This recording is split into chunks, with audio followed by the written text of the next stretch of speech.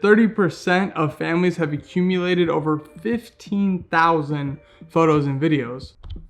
Yo, what's going on, y'all? I got this new lens and it's dope. Anyways, I'm Ryan Fila, F-I-L-A, like the shoes. And today I'm gonna start with a story because we're gonna be talking about personal media management. In 2019, I got the amazing opportunity to go visit Brazil. And while I was in Brazil, we went to Ilhabela, which is an island just off the coast of Sao Paulo. It's an immaculate island. When you pull up, you feel like you're pulling into a King Kong scene. Now, while we were there, we went for a hike. We knew some locals there that had some property, and they took us for this hike that was off the beaten path completely. We're hiking up this mountain, which isn't crazy treacherous, but it's just like a rock face that's wet, covered in moss and like watery grass. Most of us are walking barefoot because it holds more traction than our shoes. So we're hiking up this on all fours, and we get to the top and turn around to our left, and it's a gorgeous view of the island. You can kind of see where the island comes back out to the water before it goes back around to reconnect to the rest of the island. And then you got the little city there. I mean, it was an Instagram model's dream. This place is gorgeous. And then we turn back around up the hill, and you could kind of see a little stream of water that's coming down and pooling up right by us, that's then flowing heavy over into the waterfall. Like, we're on top. That's what this hike was to get us to the top of this two-section waterfall. And this sliver of water looked like a perfect natural slide. Like, you could just hop in it and take it down. But none of us were stupid enough to get in the slide and ride it down, because you're riding it down to the top of a waterfall that you could just launch yourself off of and definitely die. Like, it was high enough, that waterfall probably would have killed you. So we walked up a little bit further and kind of adventured, jumped in the little water pools up there, hung out. That was until I looked over the edge and I saw some middle-aged, 40-year-old, average-looking dudes jumping in that water slide. Like, they were hopping in it, taking it down like they had been here 100 times. And at the bottom, what they did, where the water would come down from the slide into the pool, just going in circles, they had 3 guys literally holding each other's hands to pull the person out of the pool of water. And I was like, yo, let's go. So I'm walking down, and the other German dude that's in our group is already jumping in the slide. Like, he's game too. So he takes it down. I strap the GoPro on. Somebody's filming it on the phone, and I jump in and take it all the way down too. And when I got down, it like threw me around the pool, and I turned back around and I could see the waterfall, and I was like, oh my God, I'm gonna die. And the GoPro fell off my head. I didn't even care at that point because I just wanted to live, but it threw me all the way back around. Then I reached back up for these average looking 40-year-old dudes' hands, and they pulled me out. It was the ride of a lifetime. Probably the best water slide I've ever been in my life. I wish I could show you some videos of it, actually. I wonder where they are. Let me look for them. Hold on. Yeah. I'm just looking back through the 15,000 photos that are in my phone right now. Just hold on. Has that ever happened to you? You tell a story or you think of a memory, and then you want to show somebody that moment in time from a photo or a video, but you just have so much shit to filter through that it's like impossible to find. And that's where we pick up on personal media management. Today, not only do we live in the age of information, but we also live in the age of multimedia. I mean, you've got an incredible camera for photos and videos in your pocket at all times. The 12 that I just got, because my uncle's the plug and hooked it up, is amazing when it comes to taking photos and videos, and it's in your pocket at all times. So what do? We take photos and we take videos. But today we're gonna talk about how you can manage it and do so efficiently and effectively. Today I'm gonna break down my process that I've crafted through the years. I'm gonna show you where I store my multimedia, photo and video. I'm gonna help future you out. And I'm gonna tell you why the beginning is so important in taking that first step. Okay, so now I've got my computer and I've got my phone plugged into the computer. Now, this kind of depends what system you're running. If you're on Mac and you're using the iCloud and your photos are all synced together, you can just use it in the Photos app on the computer itself. But if you're on PC, you plug your phone in, you trust it in the computer. If you're on Samsung or however it works, just get your photos pulled up. This will work across your different devices with different phones and with different computers. You just have to somehow get the photos from your phone to your computer. Now, one thing to keep in mind here is how many devices you're capturing with. Think about how many cameras that you're using throughout your life. It's different for all of us to capture our lives. Like, because I create videos so much, I have the Sony, which I'm shooting this on. I use my iPhone, I have a drone, I have a GoPro, and I think that's all the devices. That's all my capturing devices. So I assort accordingly. Like, all the photos that I take on my Sony, I save with Adobe on its own. It's kind of its own professional design, but I use the same principles and save them according to a timeline, the same way that I save my photos here. For simplicity, so you can see how the system works, I'm gonna just use my iPhone here. Now, from a top-down organizational, like, structural frame, I think the best way to save your photos is on a timeline, by year and by month. At the end of each month, you can kind of close that month by saving all your photos in your videos into your photos for that month. I've tried saving them by project or by trip or by people I was with or by what I was doing. There's a lot of gray space there, and it's hard to really draw your structural lines. Like, when you're traveling somewhere, if you start here and you end up here and you save according to location, where do you put that middle stuff? Anything at the airport, anything on the plane, anything in between that isn't specifically in this city or location, you're kind of in a gray zone. And that, for me, I didn't like that. So I like the timeline perspective.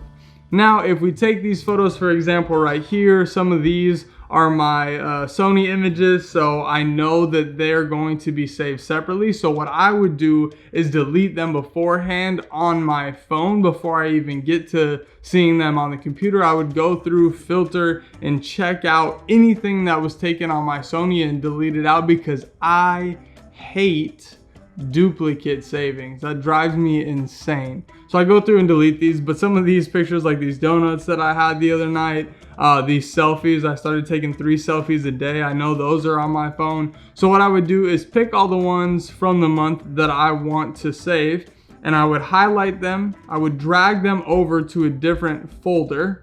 Let me move this over so you can see both. Go to my documents. I would drag them into my personal photo / video. Now, for me and for you as well, you probably have different aspects of life, right? You've got you, your family, your personal stuff. Maybe you have a nonprofit like I do. I have my motion impact stuff that I keep separate. Maybe you have work stuff that you have to keep separate. I separate those really big dividers in life, so they're separate. For me, it's basically just motion impact and my personal stuff. So this is all gonna be personal stuff.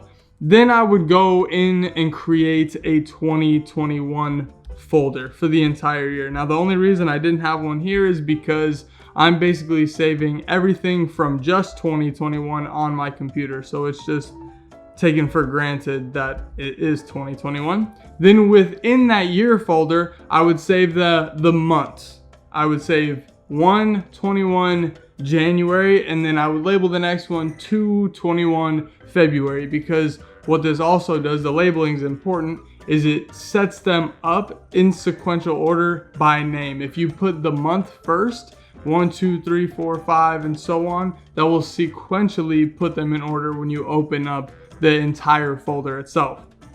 Now, when you get into the month, this is kind of where you have some freedom to do what you want, or also what you have time for. If you don't have a lot of time for this, just mass dump them into the month. That's good enough. You've already taken an organizational nightmare and just dumped it into a month, and at least you know everything from the month of January is going to be in here. Now, if you're like me and you like a little bit more organization in your life, and maybe you create content as well, I further organize them within the month. Now, this can vary by month. You could do it by date, which I was kind of trying to do here, or by what you were doing or who you were with, or the vacation like I was talking about that you were on, or the project that you want those photos or videos to be associated with. So for these photos, these two right here, say we take these two, I'm thinking about organizing my selfies because like I said, I take 3 a day. So throughout a month, that's 90 photos. That's a lot of pictures. So I would create a folder here, label it selfies for the month. Then I would drag and drop this over here like so, and that's it. Now I've got those photos in that folder. Now what's really important is that you go through and do the entire month that same way. Anything you don't want, throw away. Just get rid of it. If it's trash, get rid of it. If you put it into your folders, delete it as well, because if you're like me, having duplicates is a nightmare. And if you're watching a video like this, obviously you're conscious about your organization, therefore I would assume you don't like duplicates. So drag and drop everything over into your monthly folder and you'll have everything neatly aligned. Now, one of the cons of this is not being able to have all of your photos on hand all the time so you can show people, because we live in an age where we can just do that on our phone whenever we want. And that's probably the biggest argument I get against this. But if you stay to the end, I'll show you how you can also mitigate that and have them on hand at all times. Also, pro tip here, if you use an iPhone but you're on a PC, stop taking live photos. I hated live photos when I was using a PC, because when you plug your phone into the computer and you pull everything up, if you have live photos, it shows you the photo, then it shows you the small video of the live portion of that photo, and it shows up as 2 different files. And that gets old quick. So if you're on a PC and you're using an iPhone, I would recommend turning off live photos. It'll be less for you to filter when it comes to this part of the process. Now, after I take the photos from the device to my computer, once in a while, once a year, twice a year, whatever you think is enough for you. I mean, a lot of this is being self-aware and knowing what you're comfortable with, but I will then take all of my media to an external hard drive. These are the big boys for Seagate. These are the 5 terabytes. This is Fruit Cup. Fruit Cup is 2021. That's the one I'm currently using. So I'll save everything from this year, not only onto my computer, but have it backed up on a hard drive as well. Because I travel so much, I am a little bit more worried about losing some of my content, not only for my life story, but also because my stuff is just getting thrown around a lot more than the average person. So I put it here. Then after I put it here, I will also upload it to the cloud. And I think Google Photos is the best service and the best price that you're gonna get out of all of them out there. Now, when you open up Google, if you have a Google or Gmail account, you automatically have a Google Photos login. It's just your email and password. So let's go in here. Then you'll go to albums, and you'll see I've got my albums organized basically the same exact way. Now, some of these are labeled a little bit different, and I'll talk more about that in a second. It's about the whole beginning process. But if we get down here a little bit further, once I started really organizing them, you can see that they're titled year by month, just so I can visually see what month it is. And I do them in this order on Google Photos in specific, because these will pull up in that order in all of my albums. One thing that I don't like about Google Photos that I hope they update and upgrade to in the future is you can't create folders and then put your albums within those folders. So I can't create like a 2014 folder and then put all of my months in albums and drop those albums into the folder. You cannot do that with Google Photos. And like I said, I hope they update that at some point. But for now, I've got them all just fully laid out by year, by organization, by their name. So we've got 2015, 2016, 2017, and so on. But they're still fairly organized. Now, this is twofold for why I do this.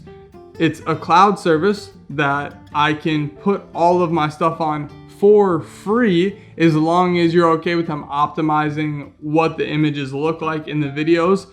For the photos, it's 16 megapixel, which if you're just doing like your iPhone photos and stuff, that's that's really high quality for a photo for free storage, and all of your videos get condensed to 1080. So if you're recording anything in 4K, it'll just be pushed down to 1080, which again is still high quality. Unless you're watching it on a big screen, you really can't tell the difference. Oh, but like I was saying, the first reason I use the cloud, sorry, I got sidetracked on that tangent, is Google now hosts all my information in their massive computers. And if anybody's gonna lose information between me and Google, if anybody's gonna have a hard drive break or something go down and lose everything, my bet is that I'll lose that before Google will. I mean, they have millions of dollars invested into their technology, so I will confidently allow them to store my stuff. And it's just photos. For me personally, I'm really not concerned with them tracking my life or like wanting to mine all of my information. Even if they are, like, it's gonna happen. The technology is advanced to a point where people are gonna know what they want to know about me if they're gonna look hard enough. So that's my take on it. I give it to Google because it's secure in terms of losing my photos or videos, and that's part of the whole backup process. Like, that's why you do it. And the second reason is because their app is actually really good. You can download the Google Photos app on your phone, and then you have all of the photos that are here in your albums in your pocket, just like you would your iPhone photos. But it's not, it's more of a storage spot for them than your active usage. That's the distinction that I like to make. I'm also just not a big fan of iCloud and how it's set up. I use it mostly for the backup service on my phone, and so I can use the photos between my iPhone, my computer, and my iPad. But as far as long-term storage, I'm not a big fan of it. It's not super easy to use on the internet, on their website. And it's just another thing for me to become completely dependent on Apple. I love Apple, but I don't want that type of dependency. And that's basically my system. That's how I go from my device to saving it, to putting it on a hard drive, to putting it in the cloud. And I think if you do this on a monthly basis, set a reminder every month on the 30th, besides February, to do this, that it will take you maybe 30 minutes or an hour if you're just trying to bang it out. But your future you will thank you a ton. And that's one of my last 2 points that I want to make. If you do this, future you will really appreciate it. Your kids will appreciate it. And looking back on your life, finding moments in time will be so much easier. Like I said, this thing in your pocket is amazing, and it takes high quality photos and videos, but that can lead to a management nightmare if you don't get ahead of it. And that's my last point, is start this young. If you're watching this video, I strongly encourage you, first off, to do it now. Don't wait any longer. I know it's something that we can easily put on the back burner, but the sooner you do it, the sooner you're organizing your life and making it easier for future you to find all that stuff that you're doing and all the times that you're enjoying right now. My tip for that is, right now, whatever point you are, whether you're 15, 35, or 60 years old, if you want to begin organizing, don't overwhelm yourself with the stuff that's already occurred. When I started this process, I think it was like 2012 or something like that, I just created a folder that said 2012 and previous. That's why those albums in Google Photos before then aren't really labeled that well. 2010 Christmas, 2010 sophomore, 2010 and 11 question mark, 2011 Christmas, 2011 junior homecoming, because I had just put everything into this box, and then when I had time, I went back and kind of organized them a little bit so it was easier for me to find. But at the beginning, just start a hard line from today and previous. I'm putting all that crap into one folder, and maybe someday I'll get to it. If not, at least I know it's there. And then start from now. So today is January 23rd, 2021. Start a January 2021 and before folder, and then start for the months after that. Then you'll create a system, then you'll create some confidence, then you'll create that idea that this really works, and you can go back and you can maybe put some of the pieces where they belong previous to January 1st, 2021. Well, y'all, I hope you got some value from this video. I hope it helps you organize your life a little bit more and helps you be a little bit friendlier to future you, because future you is still you. If you got value from it, please hit the like button down in the bottom. That helps the algorithms, as you've probably heard from some other YouTuber. Leave a comment if you start to do this and let me know how it goes. Subscribe if you want to see more videos on travel, self-development, and love in action. And until next time, you try to live your dream, and I'll see you there. Peace.